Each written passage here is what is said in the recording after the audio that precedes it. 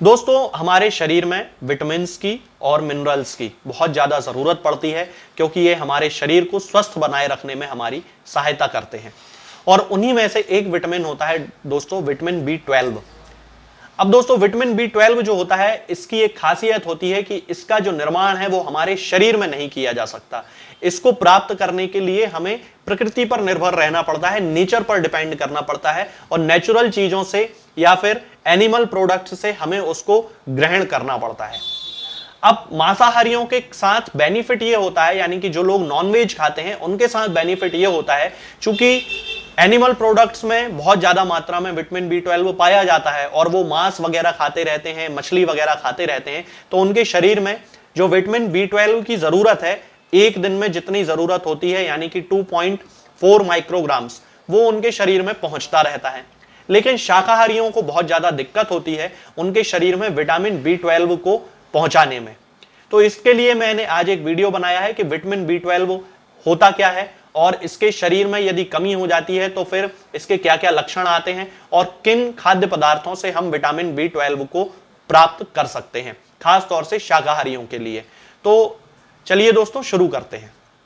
सबसे पहले मैं आपको बता दूं दोस्तों कि विटामिन B12 जो होता है वो हमारे शरीर में लाल रक्त कणिकाएं यानी कि RBCs या रेड ब्लड सेल्स जिन्हें कहा जाता है, उनको बनाने में बहुत ही एक महत्वपूर्ण भूमिका निभाता है और इसकी कमी के कारण बहुत सारे सिम्टम्स देखने को मिलते हैं। तो सबसे पहले मैं आपको सिम्टम्स बता देता हूं। सबसे पहला सिम्टम तो जैसा मैंने आपको बताया है कि रेड ब्लड सेल्स का फॉर्मेशन कराने में यह हेल्प करता है। तो यदि विटामिन B12 की कमी होगी तो निश्चित रूप से वहां पे रेड ब्लड सेल्स सही तरीके से नहीं बनेंगी, उनमें कुछ ना कुछ डेफिशिएंसी जरूर होगी। तो फिर वहां पर एनीमिया डेवलप होने लगता है।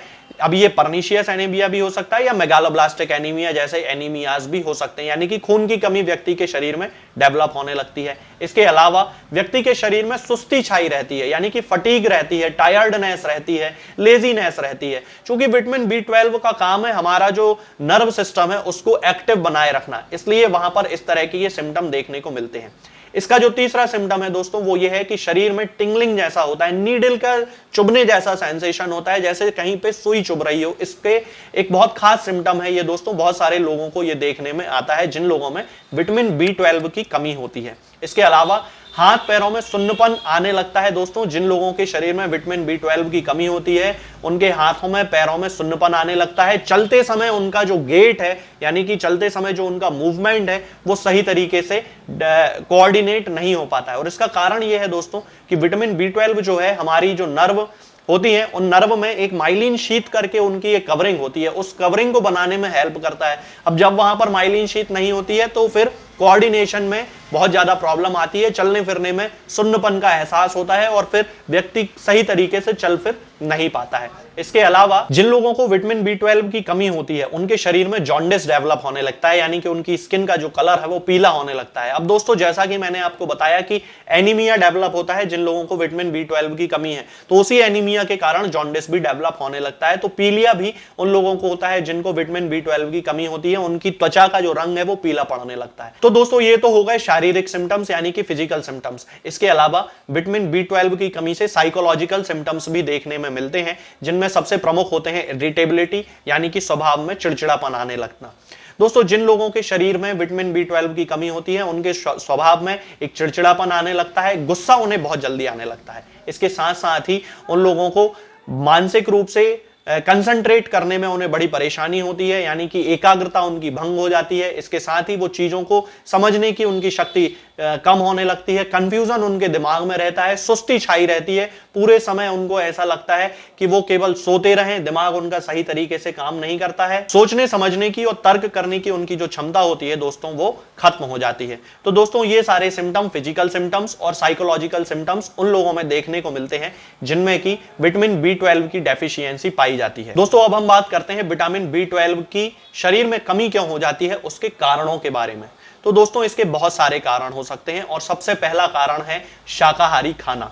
जो लोग शाकाहारी खाना खाते हैं उन लोगों के शरीर में हमेशा विटामिन B12 की कमी हो जाती है, क्योंकि इसका पहुंचने का जो सबसे अच्छा सोर्स है वो नॉनवेज होते हैं, तो इसलिए उन लोगों में इसकी कमी सामान्य रूप से देखी जाती है। इसके अलावा जिन लोगों को पाचन तंत्र से संबंधित यानी कि डाइजेस्टिव प्रॉब्लम्स होती हैं, उन लोगों के शरीर में भी विटामिन B12 की कमी होती है। अब वो बीमारियां हो सकती हैं, सीलियाक डिसीज हो सकता है, क्रोन्स डिसीज हो सकता है। इसके अलावा जिन लोगों के स्टमक की सर्जरी हुई होती है किसी भी कारण से, या फिर उन्होंने वेट लॉस कराने के लिए स्टमक की सर्जरी कराई होती है, उन लोगों में भी चूंकि खाने का अवशोषण सही तरीके से नहीं होता है, इसलिए उनके शरीर में विटामिन B12 की कमी हो जाती है।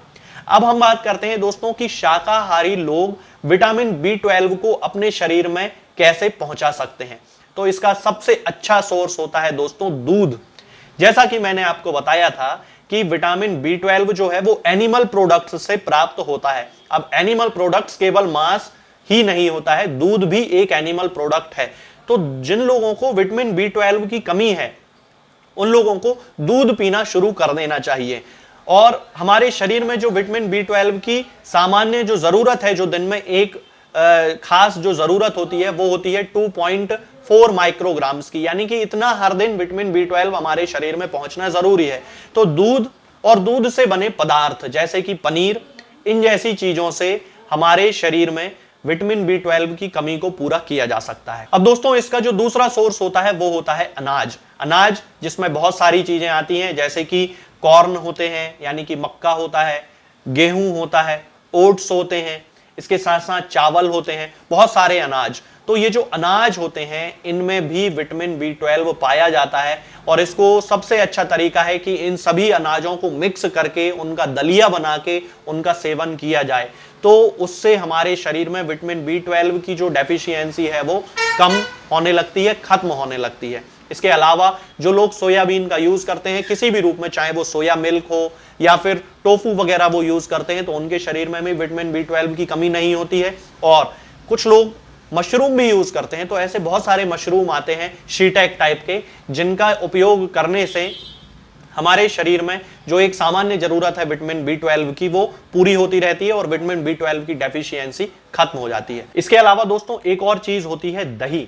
दही हमारे शरीर के विभिन्न जरूरतों को पूरा करने में और हमारे शरीर को स्वस्थ बनाने में हमारी बहुत ज्यादा मदद करता है, क्योंकि इसके अंदर लैक्टोबैसिलस नाम के बैक्टीरियाज पाए जाते हैं जो हमारे शरीर में खाने का अवशोषण करने में हमारी बहुत ज्यादा हेल्प करते हैं।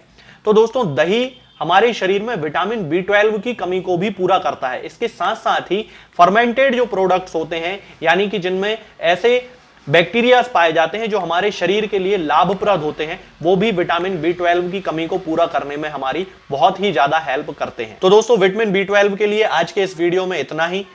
आगे के वीडियोस में मैं आपसे बात करूंगा कुछ नई बीमारियों के बारे में और उनकी होम्योपैथिक दवाओं के बारे में।